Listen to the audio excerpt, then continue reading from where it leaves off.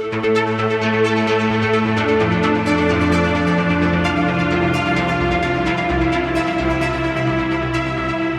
and welcome to the Sensibly Speaking podcast. This is Chris Shelton, the critical thinker at large, coming at you for another hour of podcasting power here on YouTube with audio on Stitcher, Google Play, and everywhere good podcasts are sold. Hey, everybody.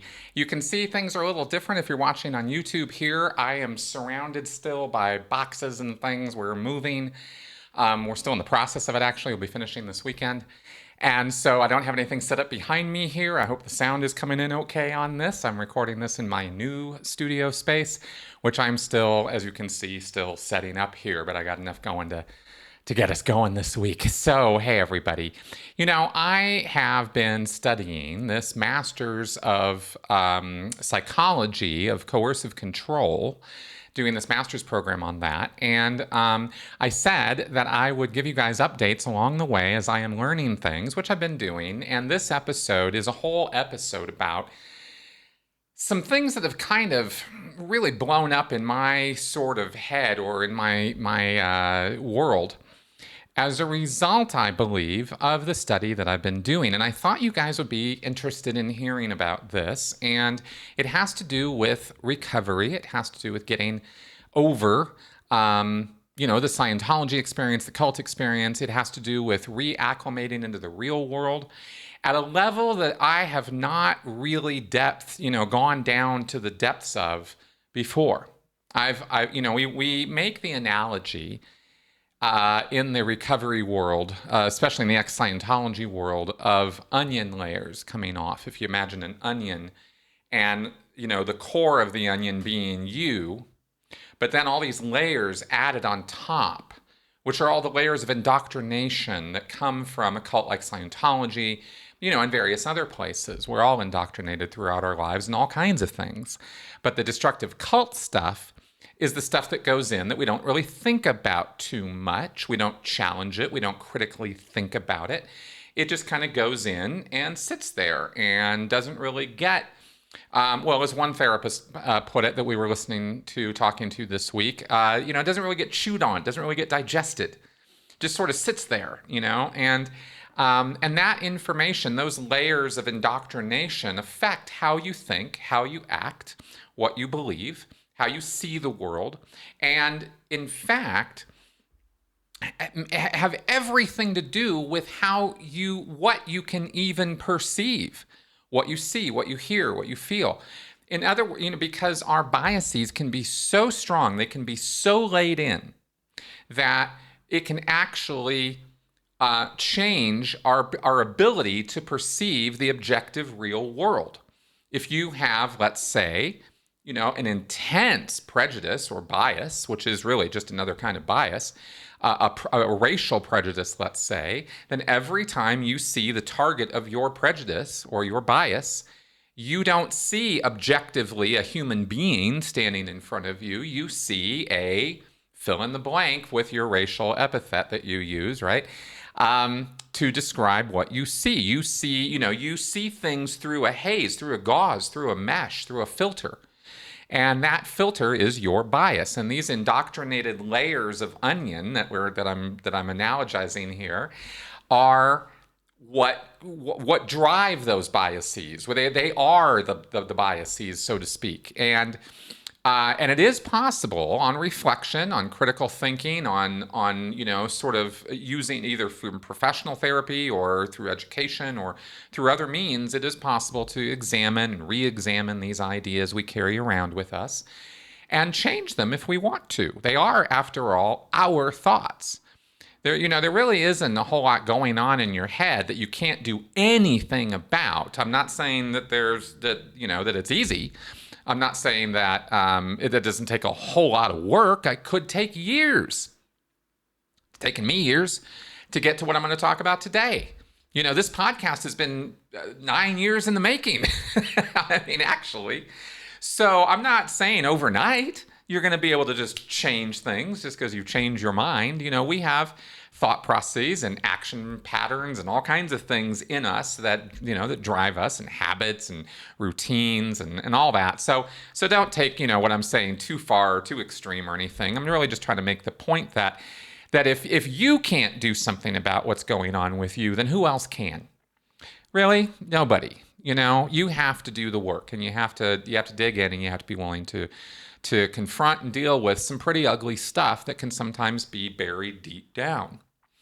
And I'm going to go over today some ugly stuff that was buried deep down in me as a result of some of my Scientology indoctrination, and how that's been bumping right up against, smacking right up against what I'm trying to learn now on this psychology program, and how reconciling these and integrating these and digesting fully these ideas that have been sitting undigested, so to speak, and in my head or gullet or whatever, has been a process. And this is something I've been working on for weeks now. And like I said, it's 9 years in the making, really, but kind of stuff bubbling to the surface.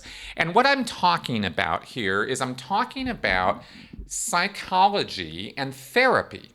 Because what we've started learning about in this term is, or this trimester, is the therapeutic approaches to cult recovery, or recovery from coercive control situations. Not just cults, but also domestic violence or intimate partner violence situations, human trafficking control situations, gangs. It's all around us if you really open your eyes and look. And so coercive control, which is mind-altering, psychologically damaging stuff, often is helped through treatment. And there are lots and lots of different treatment methods. And while we were learning about these, and these were coming up, and we were going over, cognitive behavioral therapy, CBT, or even art therapy, or motivational interviewing, or psychotherapy, standard classical Freudian stuff. All these things are still in play or are being developed. There's cognitive processing therapy, CPT. There is trauma-focused CBT. There's a lot of different modalities of treatment you can choose from. And what I was learning and what I was having a difficult time with was how malleable, how changeable, how cherry-picking it can be for psychologists and psychiatrists to choose what treatment methods they're going to use for the person in front of them, and how they're going to go about carrying out or executing these therapies, because there isn't any one practice or one standard for how therapy should be conducted. There are ethical guidelines that give very, sort of rules of the road. But in terms of the actual therapeutic processes or techniques, they're pretty plastic, pretty malleable. Right? You can kind of do different things with them, and different people will try different things or customize them depending on who they're talking to.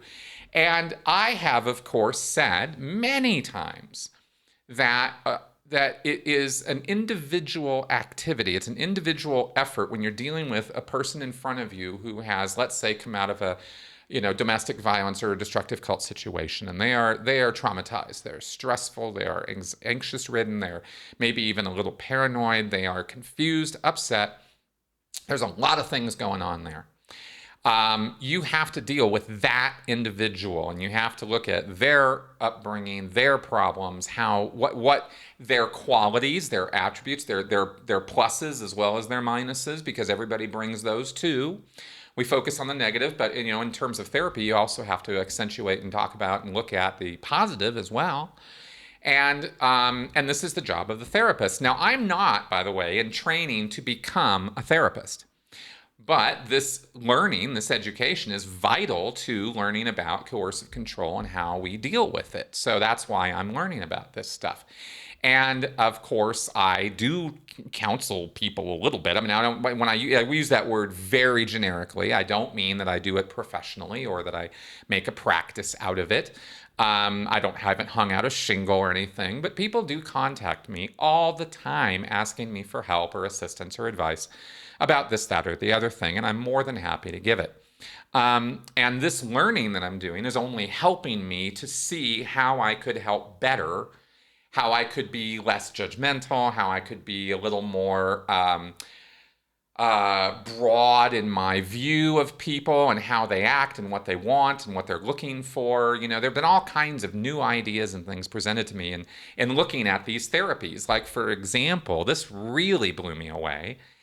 You know, people will sometimes show up for therapy and they don't want to talk. You know, my whole life, and we'll go into this in more detail in a second, but my whole life growing up in Scientology, my whole concept of psychotherapy or assistant, auditing, help, mental health treatment was problem solving. It had to do with, you know, having a problem and solving it. Well, there is a form of therapy that is single solution therapy. You go in and that day we're going to solve this problem, right? And we don't care why it's happening. We don't care, you know, how long it's been going on or whether your Aunt Jemima had something to do with it. You know, we just want to solve the problem right now and deal with it, right? However we're going to. And even that is a form of therapy. But it never occurred to me that somebody could show up for therapy who is just there because they want to be in a space with someone else who's not judging them, who's not telling them what to think about themselves or their life or their problems or their issues. And they're willing to even put down money, pay for this in order to be able to sit there and not talk. And that itself can be a kind of catharsis or a kind of healing or a kind of therapy. And I just about fell out of my chair when I thought about that because it never occurred to me that somebody might have needs like that. But of course they will. Of course there are people out there who have a need like that and many other needs that have never even occurred to me. And this is one of the wonderful things about education is it's so mind-blowing, it's so mind-expanding because you get to learn about things that never would have dawned on you if you were just sitting thinking about it, and you might not have randomly or purposefully even found out about it if you had gone and studied up on or looked into the subject in some fashion, because some subjects are kind of big, like therapy, you know? Okay, so where I'm coming from with this is my background of Scientology, and I have described Scientology in great detail in many videos, but let me talk to you about my attitude and ideas growing up and working in Scientology for decades about the subject of psychology and psychiatry. And we all know that Scientology has all kinds of literature that is anti-psychiatry. They hate psychiatrists. They have a whole front group called the Citizens Commission for Human Rights or Citizens Commission on Human Rights, CCHR. And that group's entire purpose is to destroy, totally eradicate psychiatry as a subject from the face of the earth. Literally, that's not an exaggeration. So Scientology has it in for psychiatry. No question about it.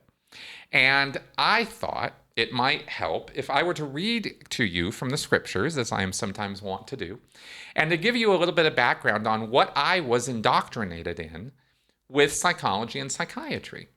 Now, Hubbard wrote lots and lots about psychiatry, but I just chose kind of almost at random just a couple issues here, and this is the first one I'm going to read from is from 24 September 1969, and it is an article from Freedom Magazine.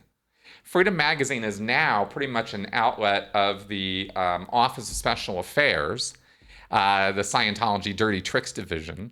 But in 1969 is when L. Ron Hubbard first sort of said, okay, let's do this journal, this independent journal published by the Church of Scientology called Freedom Magazine. And he wrote in 1969 a bunch of articles for the magazine, and this is one of them. It's called The Fight for Freedom. And I'm not going to read the whole thing, but I'm going to give you enough of it to get a flavor for how Hubbard talked about this subject. I think it'll be illuminating for you. Scientology's battle against psychiatry is receiving more and more support across the world. Largely unchallenged in the century after psychiatry's origin in Leipzig, Germany, and its steady and brutal campaign against the dignity and freedom of man, Psychiatry hit its only major descent in the early 1950s. Brock Chisholm, with his friends, which included Harry Dexter White and Alger Hiss, were very alarmed at Scientology's threat to their sweeping plans. Now, those three guys are famous names in the world of psychiatry. Let's just put it that way. Brock Chisholm was actually a Canadian psychiatrist, and he was the chairman of the World Health Organization. Harry Dexter White was a lawyer who defended Alger Hiss in his espionage trial, and Alger Hiss was, of course, charged with treason, espionage. So Brock Chisholm, he's saying here, is friends with this guy who's, a total loser who's getting Alger Hiss. And so he's, death by association here, right? I'll continue reading. Secretly, from cover which was not fully exposed until last year, and remember this is written in 1969, they used every press and government channel they could hoodwink and control to discredit Scientology, its principles, and its organizations. Up until then, the groups of psychology and psychiatry had worked undetected for nearly 80 years in establishing an above-law dominance. There was some challenge in the late 19th century when authors occasionally exposed this psychiatric group as acting to do away with the rich relatives so that some unprincipled family member would benefit and give the asylum keeper his cut. In the first quarter of the 20th century, the movies often portrayed their mad experimentations as inhuman, and the mad Russian doctor, quote unquote, was a prime horror movie villain. With tactics which would have filled a confidence trickster with awe, the psychiatric front groups successfully wiped out all important criticism, and by 1950 was secretly and successfully engaged upon a two-pronged campaign. A, the degradation and dominance of man, and B, the harvesting of government millions. So this is L. Ron Hubbard's take on psychology and psychiatry. They are no good. They are not any good at all. They are, in fact, control operations whose only purpose is to degrade and destroy man as a species. That's the world I came from, and I grew up in it. So from my earliest years, this is what I was being exposed to and hearing. My mom didn't totally buy into this, but she never told me about any of that till years later. So I thought she was totally on board with this because this is what I was told Scientology thinks, because this is what L. Ron Hubbard wrote, right? And so this is what I grew up believing. There is another reference I'm going to read a little bit from, just to give you a little bit more of what Hubbard says. This is from 1980, and it's called Criminals and Psychiatry. And it starts out, almost every modern horror crime was committed by a known criminal who had been in and out of the hands of psychiatrists and psychologists, often many times. Again, death by association, right? Oh, he went to a psychologist and a psychiatrist, and then he went and killed people. Well, clearly it's psychology and psychiatry's fault. Well, we could say he went to McDonald's, too. Is it Ronald McDonald's fault? Did he have a bad Big Mac? I mean, you see the logic here. It's really very bad logic. But Hubbard ran with this logic very much. Now, this is how he describes psychiatry. He said, developed in the latter part of the 19th century, they appeared on the militaristic scene of a rearming and conquest-minded Germany. At that time, the arch-criminal Bismarck was laying the groundwork for the slaughters of World War I and World War II. It fitted with the philosophy of militarism that man was an animal and that there was neither soul nor mortality standing in the way of the wholesale murder of war. Hubbard liked to draw comparisons often between Nazi Germany and psychiatry, and he actually took it earlier to the fact that psychiatry had its roots in Leipzig, Germany, and Professor Wilhelm Wundt. And this was significant because Wundt was the first person to ever establish an experimental laboratory in psychiatry. And he mainly studied behavior, and he was interested in looking at animals, rats, rabbits, stuff like that, as well as people. And he was very, very prolific, Wundt was. And anyway, you can go look into all of that. But Hubbard really, really liked to lay in the German origins of psychiatry and connecting that with the horrors of World War I and World War II on a direct causative relationship. These weren't ancillary relationships. These were psychiatry happens, mass slaughter of millions happens. These one follows the other.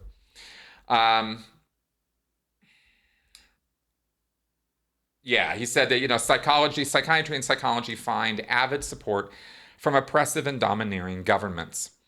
The employer of these people classifies even in the most generous view as criminal.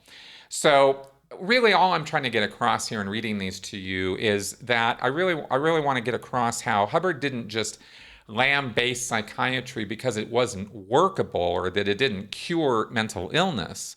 He actually said these guys are a gang of criminals who are war-happy minded, money-minded, death-minded people, and these are their goals. So that's half the picture. Now, the other half of the picture that I want to talk to you guys about that I've been running into lately, and that's been, I guess, this onion layer thing, is the indoctrination of Scientology auditing.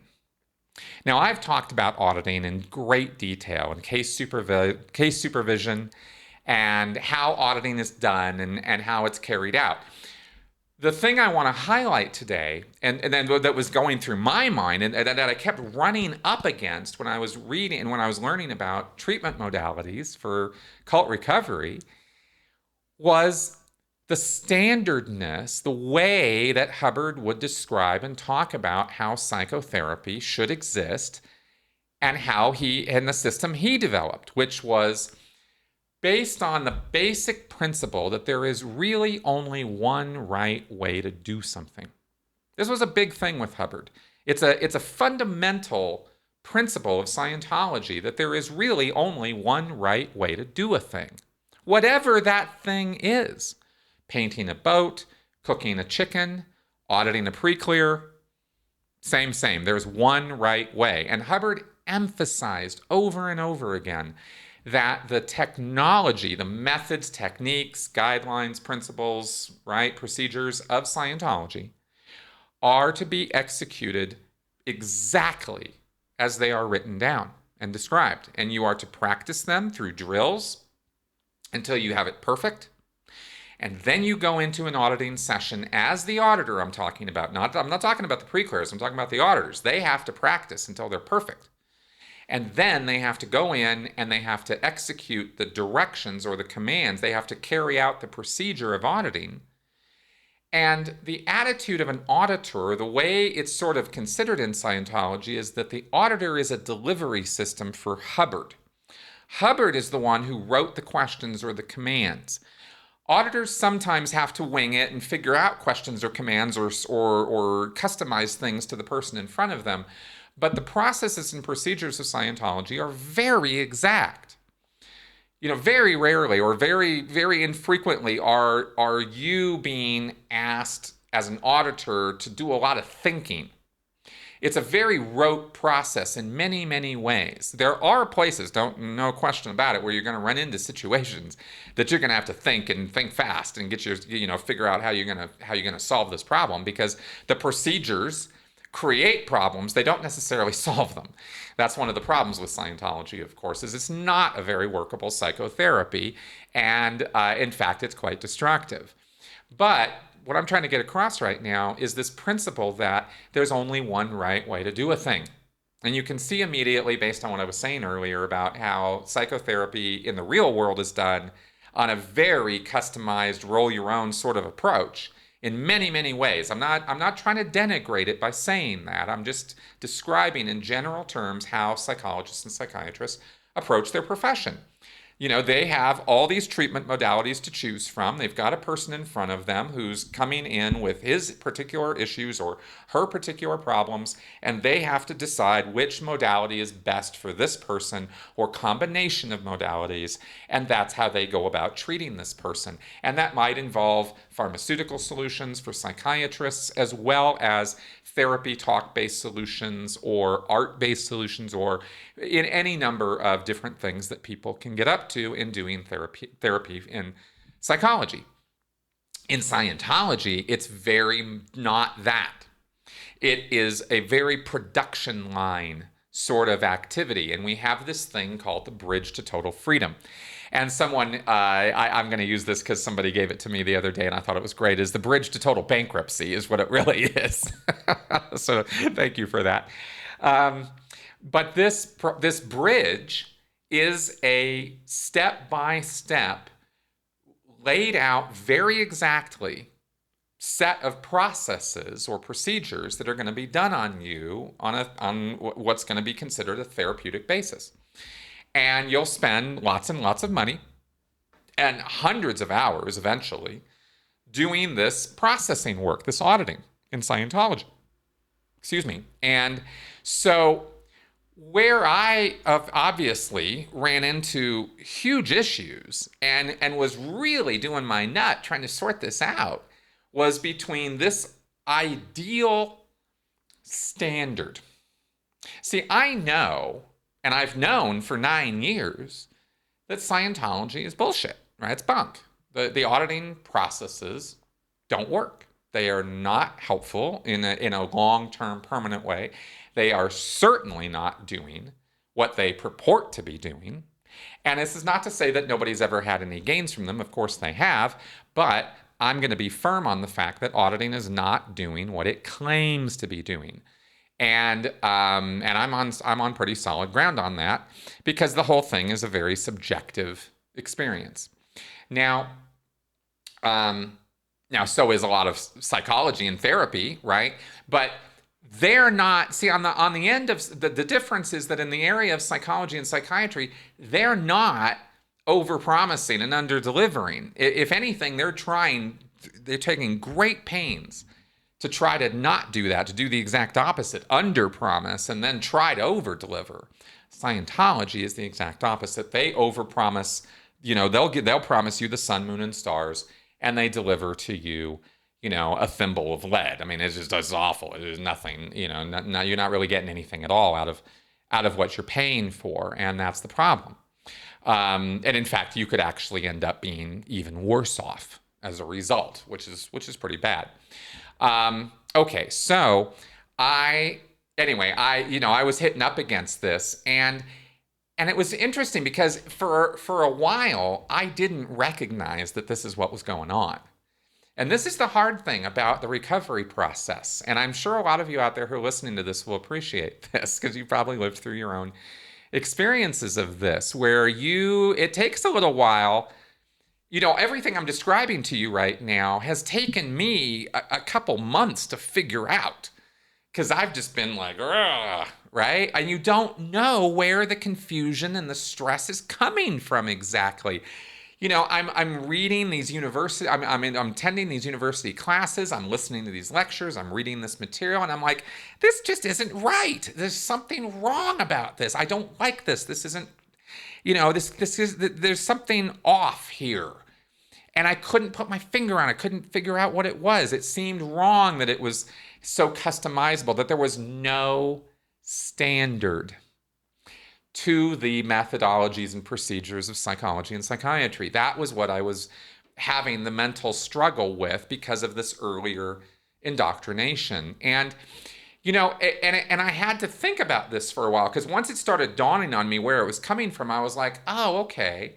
But I still thought that it was true that that the best psychology would be standardized methods that everybody could follow, that would apply to everybody. And as soon as I thought that out loud to myself, like I actually finally realized what the basic problem was that I was having, and I actually said those words out loud to myself, I went, oh my God, what a hopelessly naive statement. how could you ever? I mean, I've actually even said out loud many times over the last many years, there is no one-stop shop for therapy. There is no one method, one size fits all. I've said that many times. And yet here I am bumping right up against that problem, that thought in my head, even though I've already acknowledged the truth of that, because of this fundamental idea that this is actually how things should be. It's a bias, you see, it's a filter. It's how I was looking at the world, a little off. And it's quite something. It really speaks to the way that, thoughts can kind of come in and out in a way. You can think one way and then you can kind of think another way, then you can kind of go back to think. I mean, we're not really static, solid creatures when it comes to our thinking. And when you're sorting stuff out, of course, there's all kinds of turmoil and upset in the recovery process, isn't there? And this is one of them. This is one of those processes, because once I realized how naive that thinking was, man, that was the thing that I needed to hit in order to kind of blow up that onion layer and go, oh my God, I've hit another onion layer. That was the next thought. Oh my God, that's what this was. And then I had to really reevaluate, and this is where the critical thinking is just so helpful. And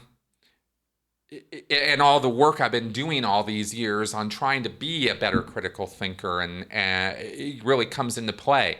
Because then I had to think, okay, now I've got these two opposing ideas, standard processes, one size fits all, this would be a good thing, versus the reality, the real world reality of what I am learning in my university studies, which is that there is no such thing.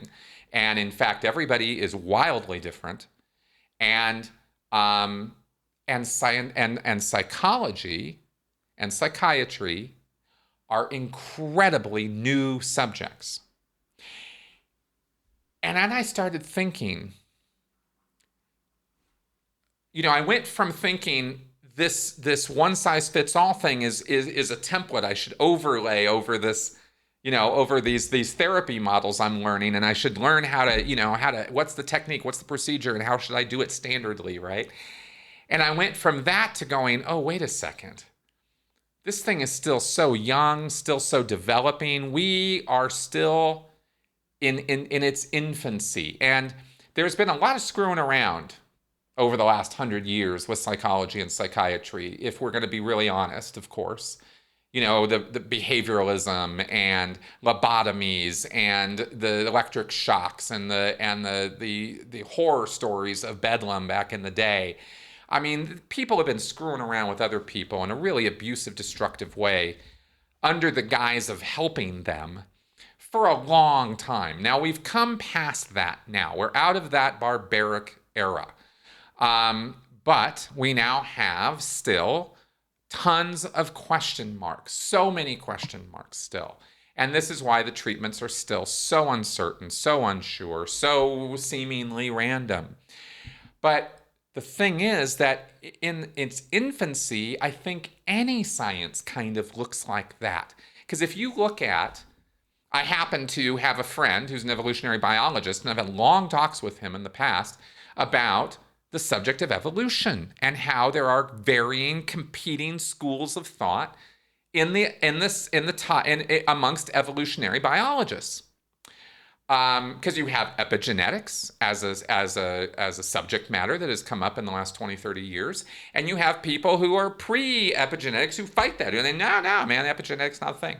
External, factors affecting evolution, not a thing. It's all the genes, right? Like Richard Dawkins, it's all the selfish gene. Well, there's competing schools of thought on this, and the epigenetic school is now winning out because science is a developing, organic, evolving, growing process. And it involves hundreds, thousands of people. And they're all going to have different approaches and different ideas and different pros and cons that they're going to bring to the subject matter, and different intent.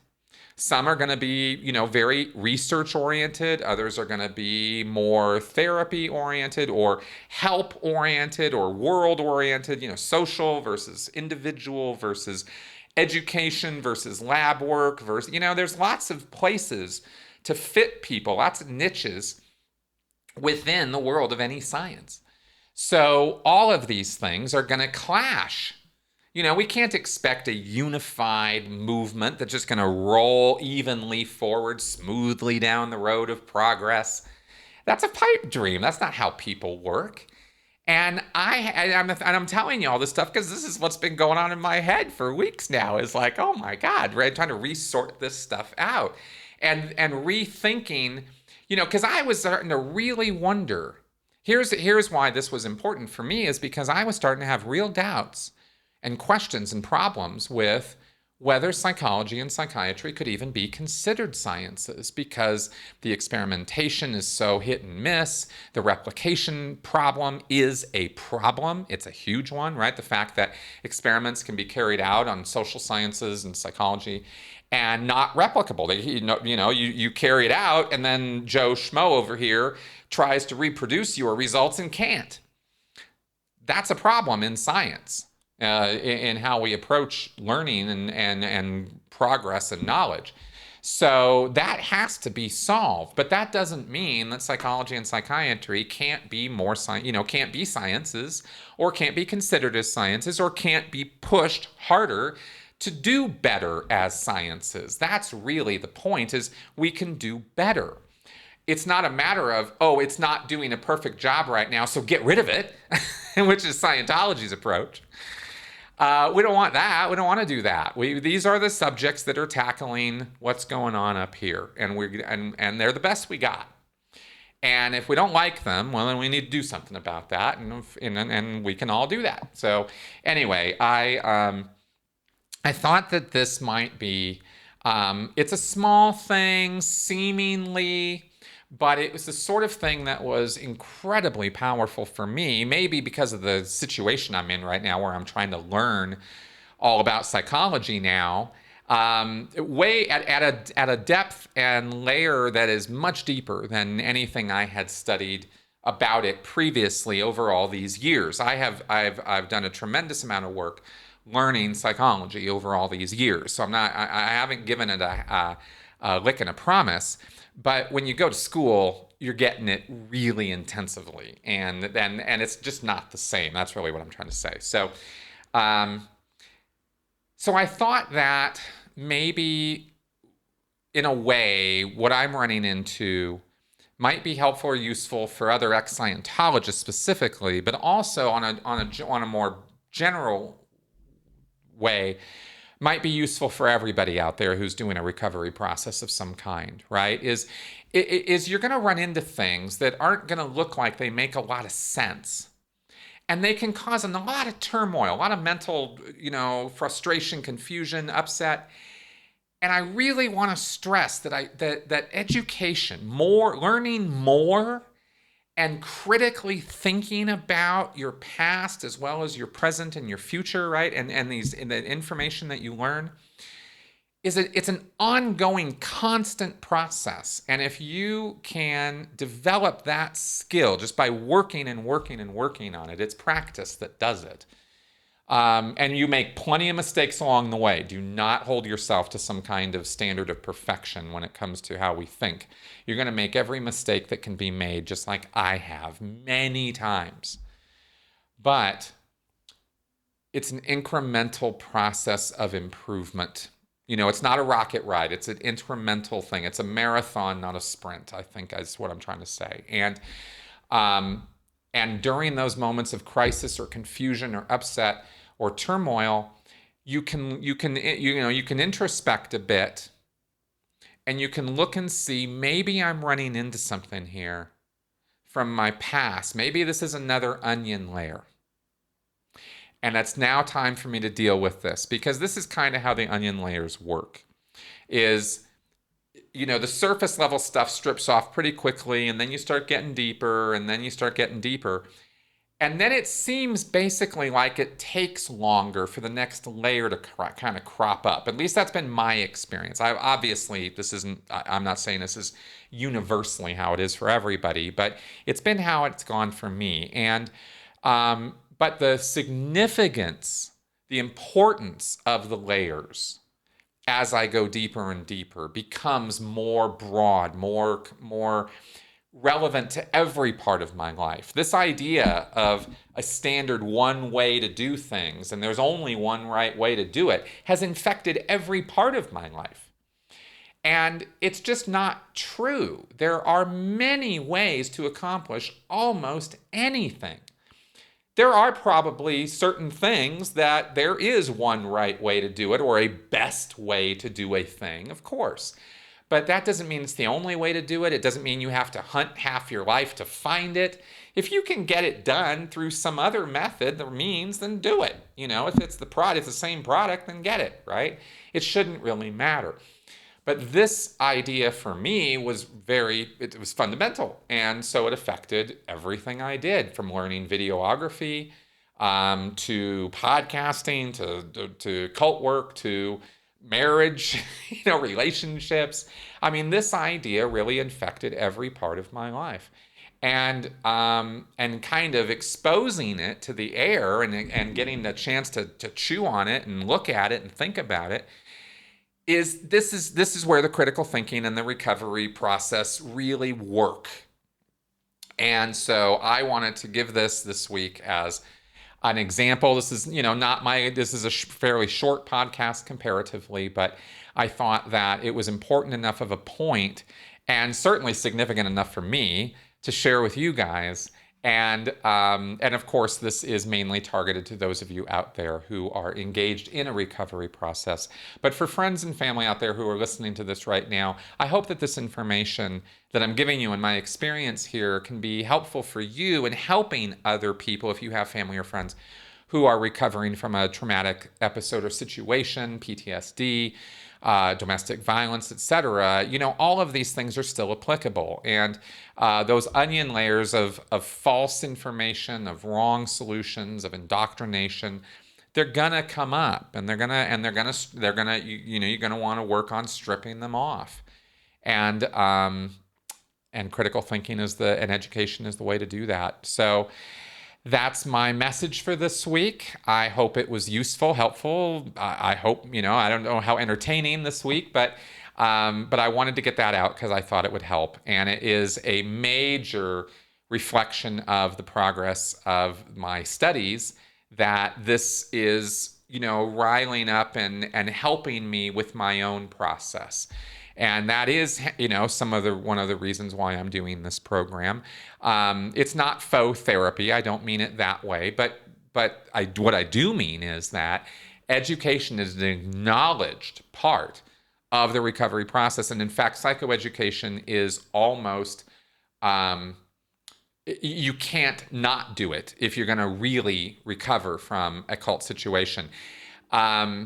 That is a judgmental statement. That might be a statement that rubs some people the wrong way because, maybe they haven't engaged in any real education work or aren't interested in that. But I'm telling you from my own experience and learning on this that it is only going to help to learn about yourself, learn about how people work, and learn about how cults work and indoctrination and all that. So anyway, that's my message for this week. Thanks for coming around and listening, guys. And next week, I'll probably have this a little bit more set up here.